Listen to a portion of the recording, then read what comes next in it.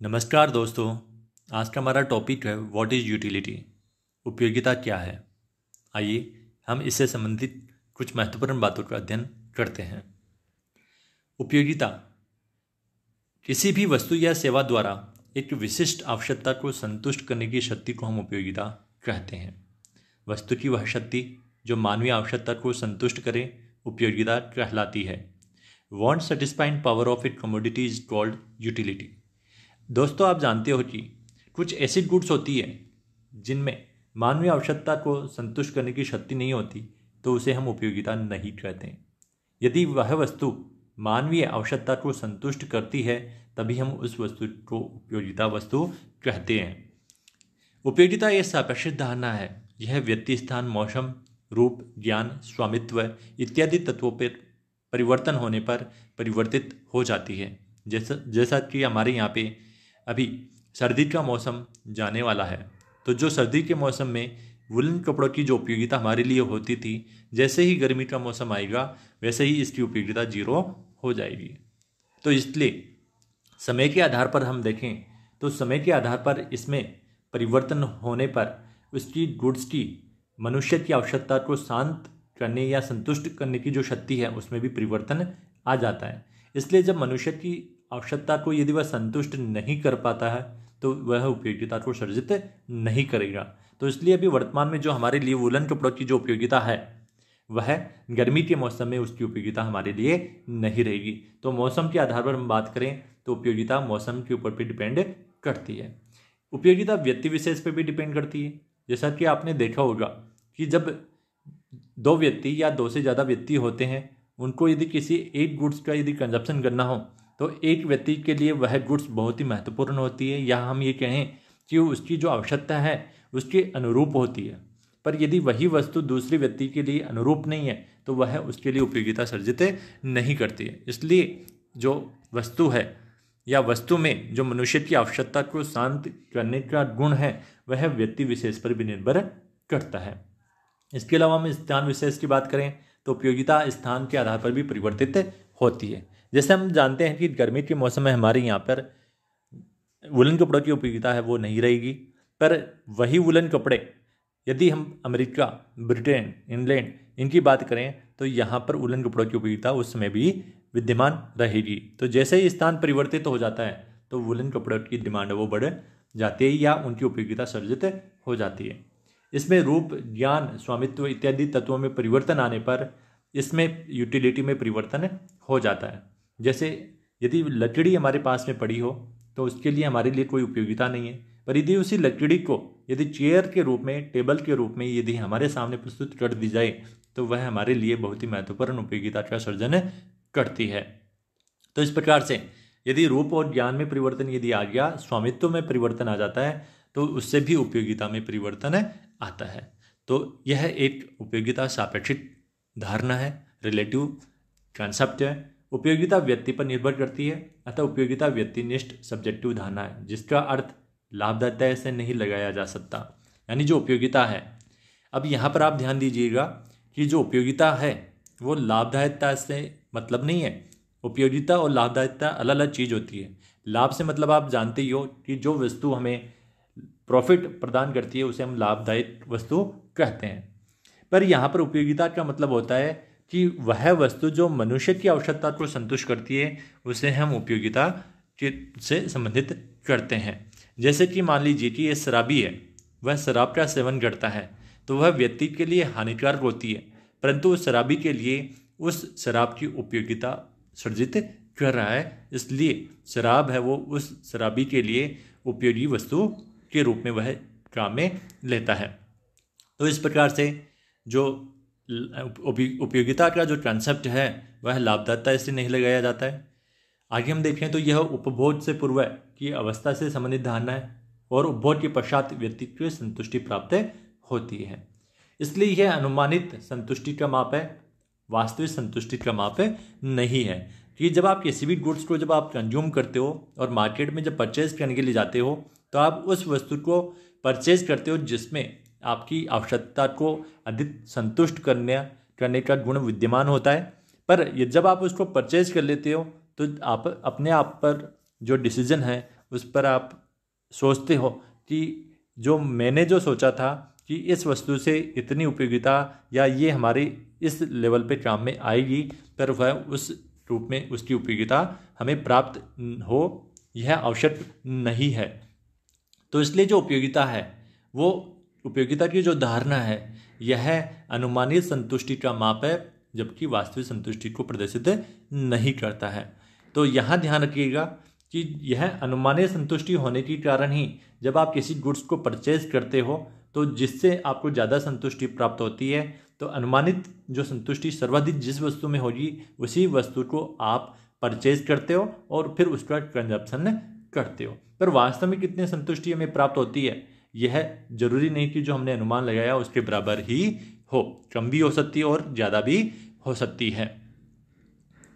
उपभोक्ता अपने सीमित आय को विभिन्न वस्तुओं पर व्यय करके अधिकतम संतुष्टि प्राप्त करने का प्रयास करता है। यहाँ ध्यान रखिएगा कि जब हम उपभोक्ता की कंसेप्ट के बारे में अध्ययन करेंगे तो यहाँ पर ये एक विशेष प्रकार मान्यता हम लेते हैं कि उपभोक्ता जो भी इनकम कमाता है उसको वह पूरी इनकम को वह खर्च करता है और पूरी इनकम को व्यय करने पर उसे जो अधिकतम संतुष्टि प्राप्त होती है वह मैक्सिमम संतुष्टि प्राप्त करना चाहता है। तो यहाँ पर ये एजम्पशंस हमारे पास रहेगी जब हम कंज्यूमर बिहेवियर के बारे में या कंज्यूमर बिहेवियर एनालिसिस के बारे में अध्ययन करेंगे, तो यह प्रमुख मान्यता हमारे काम में आती है। इसके अलावा हम बात करें, प्रोफेसर बॉल्डिंग ने परिभाषा बताई है कि उपयोगिता समस्त आर्थिक क्रिया की अंतिम अवस्था होती है, यानी जितनी भी आर्थिक क्रिया होती है उसकी सबसे अंतिम जो अवस्था है वही उपयोगिता होती है। यदि हम उपयोगिता के माप की बात करें तो उपयोगिता का जो माप है वो हम मुद्रा के रूप में भी कर सकते हैं और इसको एक काल्पनिक इकाई के रूप में भी मेजरमेंट किया जा सकता है। अब यहाँ पर आप ध्यान रखिएगा कि उपयोगिता के माप से संबंधित दो अवधारणाएं विद्यमान है। पहली जो अवधारणा है जिसको हम कोऑर्डिनल यूटिलिटी अप्रोच कहते हैं, क्योंकि कोऑर्डिनल यूटिलिटी अप्रोच जैसा कि नाम से पता है कि गणनावाचक उपयोगिता कि जिसकी हम गणना कर सकते हैं, कैलकुलेशन कर सकते हैं, उसे हम कोऑर्डिनल यूटिलिटी जो अप्रोच है उसमें हम अध्ययन करेंगे। इसके अलावा एक दूसरा अर्थशास्त्रियों का ग्रुप है जो ये कहते हैं कि यूटिलिटी को मेजरमेंट नहीं किया जा सकता। तो उन्होंने ये कहा कि हम यूटिलिटी को मेजर नहीं कर सकते पर उसको हम एक ऑर्डर प्रदान कर सकते हैं, तो इसलिए उन्होंने ऑर्डर यूटिलिटी एनालिसिस नाम बताया। तो ऑर्डिनल यूटिलिटी जो एनालिसिस है उसमें हम यह अध्ययन करेंगे कि जो यूटिलिटी है उसको मेजरमेंट नहीं किया जा सकता। उसके बिहाफ पे उन अर्थशास्त्रियों ने जैसे कि हिट्स ने, एलन ने, इन्होंने इंडिफरेंस कर्व को के द्वारा उपभोक्ता संतुलन को समझाया है। तो यदि वर्तमान में हम उपयोगिता के माप की बात करें तो यहाँ पर दो अर्थशास्त्रियों के अलग अलग कंसेप्ट हैं कि एक तो उपयोगिता को मापा जा सकता है और दूसरा उपयोगिता को मापा नहीं जा सकता या मेजरमेंट नहीं किया जा सकता।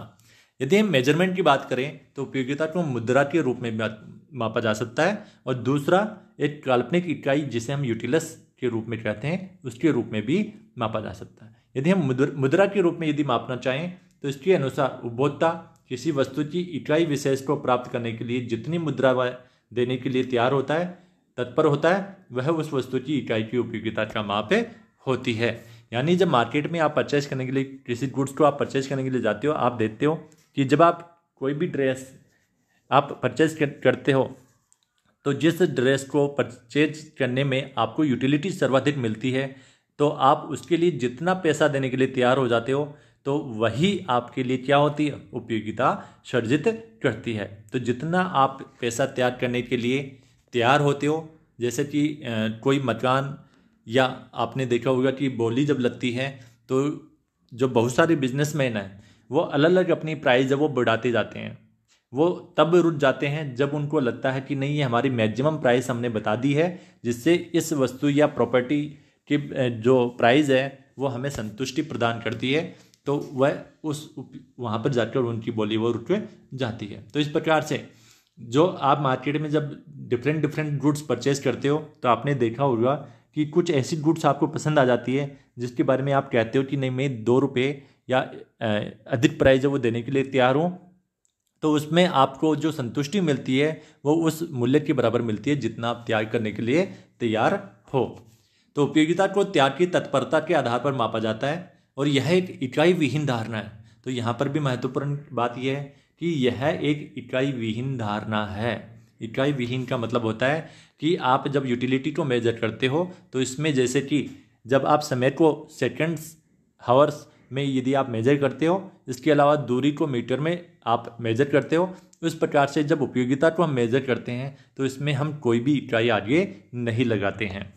उपयोगिता दृष्टिकोण की जो अवधारणा है वो 1870 से प्रारंभ होने वाली शताब्दी में ग्रेट ब्रिटेन के विलियम स्टैनले जेम्स ने, ऑस्ट्रेलिया के कॉल मेंजर ने व फ्रांस के लियो वालरा ने लगभग ऐसा प्रस्तुत किया था कि उपयोगिता का जो ये दृष्टिकोण है वो 1870 में ग्रेट ब्रिटेन के विलियम स्टैनले जेम्स, ऑस्ट्रिया के कॉल मेंजर्स व फ्रांस के लियो वालरा ने लगभग ऐसा प्रस्तुत किया।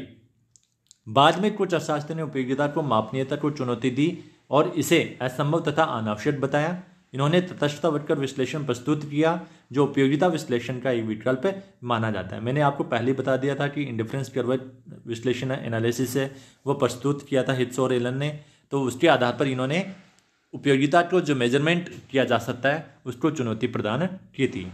दोनों ही विश्लेषण अपने अपने ढंग से उपभोक्ता के व्यवहार पर प्रकाश डालते हैं।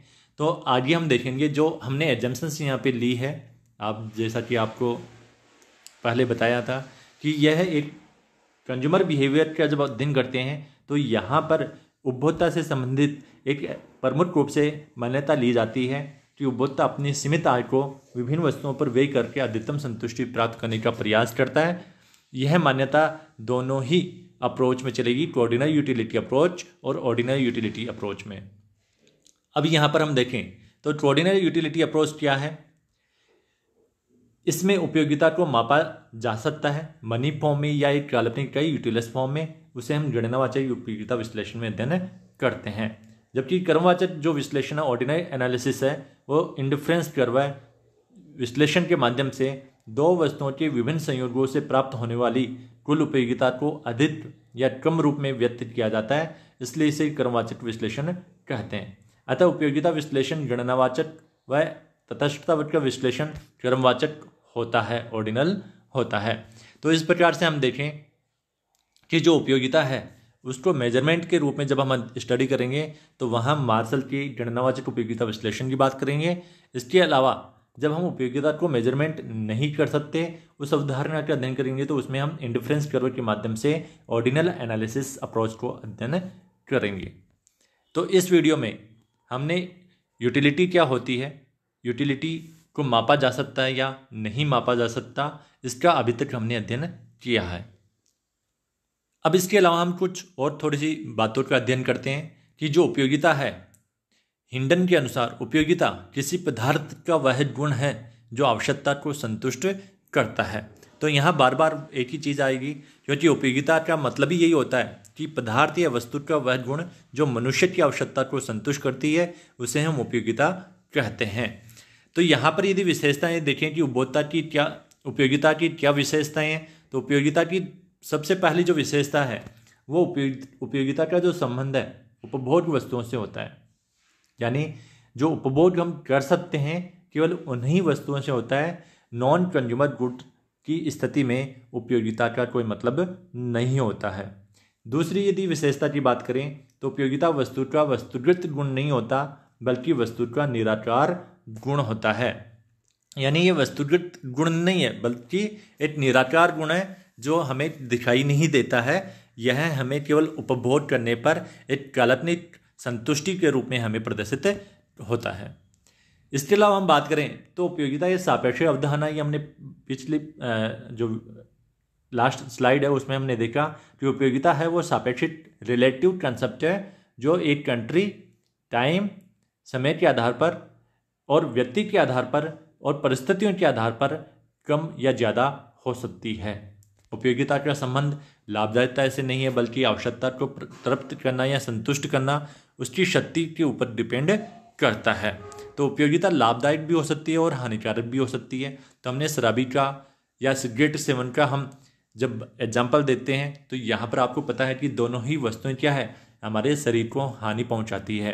तो इसलिए एक शराबी या एक नशा करने वाले व्यक्ति के लिए उस चीज़ के लिए यूटिलिटी प्रदान कर सकती है पर वह उसके शरीर को नुकसान प्रदान करती है। इसलिए उपयोगिता का जो संबंध है वो लाभदायक या हानिकारक से नहीं है, बल्कि ये दोनों ही वो प्रदान करती है कि लाभदायक भी हो सकती है और हानिकारक भी हो सकती है। उपयोगिता किसी वस्तु की इच्छा की तीव्रता के संकेत मात्र है कि यदि वस्तु की तीव्रता ज़्यादा है तो उस समय उसकी वस्तु की उपयोगिता अधिक होगी। जैसे कि मान लीजिए एक प्यासे को पानी की आवश्यकता है और उसकी आवश्यकता तीव्रता बहुत ज़्यादा है, तो एक छोटे से गिलास का जो पानी है उसके लिए बहुत ही बड़ी यूटिलिटी प्रोवाइड करवाता है। पर यदि वह पहले से ही तृप्त है और उसे पानी की आवश्यकता नहीं है, तो वही गिलास पानी का जब उस व्यक्ति के लिए जो पहले से ही तृप्त है उसको यदि हम बात करेंगे तो उसके लिए कोई उपयोगिता प्रदान नहीं करेगा, या उसकी तीव्रता है वो उतनी अधिक नहीं होती है जो एक प्यासे के लिए तीव्रता अधिक होती है। तो इसलिए उपयोगिता किसी वस्तु की इच्छा की तीव्रता का संकेत मात्र होता है। किसी भी वस्तु में उपयोगिता का सर्जन उसके प्राकृतिक तत्व, रूप, परिवर्तन, स्थानांतरण व ज्ञान अभिवृद्धि से होता है। जैसा कि आप पहले जब इकोनॉमिक्स के बारे में आप जानते नहीं थे या इकोनॉमिक्स का जब अध्ययन नहीं कर रहे थे तो उसके लिए आपको इकोनॉमिक्स की उपयोगिता का पता नहीं चलता है। पर जैसे जैसे आप इकोनॉमिक्स के बारे में अध्ययन करना प्रारंभ कर देते हो तो आपके लिए जो यूटिलिटी है इकोनॉमिक्स की वो बढ़ जाती है। तो इस प्रकार से ये जो 6 विशेषताएं हैं वो उपयोगिता की है। सिंपल सी बातें हैं, है ना, इसको याद करने की कोई ज़रूरत नहीं है, पर फिर भी आपको ये पता होना चाहिए कि जो उपयोगिता है उससे रिलेटेड ये महत्वपूर्ण जो बातें हैं वो हमें आगे कोऑर्डिनेट यूटिलिटी अप्रोच में देखने को मिलेगी। तो उपयोगिता का जो माप है वो गणनावाचक उपयोगिता व क्रमवाचक उपयोगिता दोनों प्रकार से हैं, हमने पहले ही बात कर ली। जो गणनावाचक उपयोगिता है उसका जो विश्लेषण हम मार्शल, पीगू आदि ने इसको मुद्रा के रूप में, मेजरमेंट के रूप में बताया है। अर्थात उपयोगिता को 1, 2, 3, 4, 10 आदि संख्याओं में व्यक्त किया जा सकता है, यानी न्यूमेरिकल फॉर्म में इसको व्यक्त किया जा सकता है। यदि हम क्रमवाचक विश्लेषण की बात करें तो ऑर्डिनल जो एनालिसिस है हिट्स, सैमुअल्सन, पेरेटो, न्यूमैन आदि के अनुसार उपयोगिता मुद्रा में मापा नहीं जा सकता, क्योंकि यहाँ पर ये जब हम बात करेंगे, जब ऑर्डिनल यूटिलिटी एनालिसिस पढ़ेंगे उस सिचुएशन में हम बताएंगे कि जो मनी के रूप में हम जब यूटिलिटी को मेजर करते हैं तो मनी की जो खुद की जो मार्जिनल यूटिलिटी है वो कांस्टेंट नहीं होती है। तो उसके लिए हम विद एग्जांपल हम आगे इसको समझाने का प्रयास करेंगे। पर आप इस वीडियो में तो हम यही बात कर रहे हैं कि ऑर्डिनल और ऑर्डिनल यूटिलिटी जो अप्रोच है वो यूटिलिटी को जब समझने का प्रयास करेंगे तो उस सिचुएशन में 2 अप्रोचेस के थ्रू हम यूटिलिटी को अध्ययन करते हैं। तो यहाँ पर ऑर्डिनल यूटिलिटी की बात करें तो हिट्स, सैमुअल्सन, पेरेटो, न्यूमैन आदि ने उपयोगिता को मुद्रा में मेजरमेंट के रूप में नहीं लिया और यह कहा कि इसको हम संख्या में व्यक्त नहीं कर सकते, न्यूमेरिक फॉर्म में इसको व्यक्त नहीं कर सकते। इसलिए इन्होंने इंडिफरेंस कर्व का विश्लेषण किया। उन्होंने, जिसको हम आईसी कर्व आप पढ़ते हो, इंडिफरेंस कर्व, इसको हम तटस्थता वक्र भी कहते हैं, समसंतुष्टि वक्र भी कहते हैं और हम इसे अंधिमान वक्र भी कहते हैं। तो यहाँ पर इंग्लिश में केवल इसको हम इंडिफरेंस कर्व कहेंगे और हिंदी में इसके बहुत सारे नाम हैं। तो जिसके अनुसार जो उपयोगिता है वह क्रमवाचक संख्याएं पहला, दूसरा, तीसरा, जो आप फर्स्ट, सेकंड और थर्ड आप जो करते हो उसके फॉर्म में हम व्यक्त कर सकते हैं। हम न्यूमेरिकल 1, 2, 3, 4 में व्यक्त नहीं कर सकते। यह ऑर्डिनल एनालिसिस वाले कहते हैं। इसमें केवल यह कहा जा सकता है कि दूसरा पहले से और तीसरा दूसरे से ज़्यादा संतुष्टि प्रदान करता है, पर यह नहीं कह सकते कि कितना अधिक संतुष्टि प्रदान करता है, क्योंकि न्यूमेरिकल फॉर्म में जब हम मेजरमेंट ही नहीं कर पाएंगे तो हम इसमें जो परिवर्तन है उसको हम कैसे मेजरमेंट कर पाएंगे। इसलिए जो क्रमवाचक विश्लेषण है उसमें हम केवल फर्स्ट, सेकंड और थर्ड के रूप में हम बता पाएंगे कि यह फर्स्ट जो है उससे ज़्यादा संतुष्टि सेकंड वाली यूनिट वो देता है और सेकंड से ज़्यादा थर्ड वाली यूनिट देता है, पर कितनी अधिक देगा इसके बारे में हम बता नहीं पाएंगे। तो आज के इस वीडियो में हमने यूटिलिटी क्या होती है, यूटिलिटी को मापा जा सकता है या नहीं मापा जा सकता, इसके साथ ही जो उपयोगिता को क्या विशेषताएं होती है उसके बारे में हमने विस्तृत रूप से चर्चा की है। तो नेक्स्ट वीडियो में हम जो गणनावाचक जो उपयोगिता विश्लेषण है जिसको हम कोऑर्डिनेट यूटिलिटी अप्रोच कहते हैं उसके बारे में अध्ययन करेंगे। तो आज के लिए इतना ही, धन्यवाद।